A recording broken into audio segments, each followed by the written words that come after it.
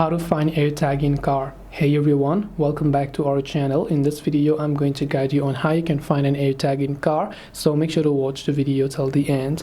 Now if you want to find an AirTag in your car, now first of all, if it is your own AirTag, you can simply go to Find My, and when you go to devices you'll find your AirTag. If it is connected, then you can tap on that AirTag and you can ask it to play a sound. So when you ask it to play a sound, you'll hear a sound on your AirTag which will ask and allow you to go ahead and then find it.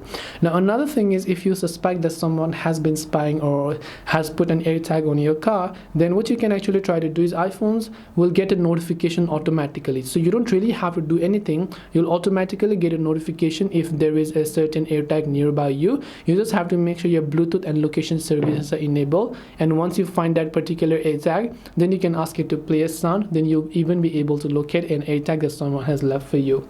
So this way you should be able to find AirTag in car. Hope this video was very helpful. If you have got any more questions, then feel free to leave them down below. Thank you for watching till the very end of this tutorial, and see you soon in the next video.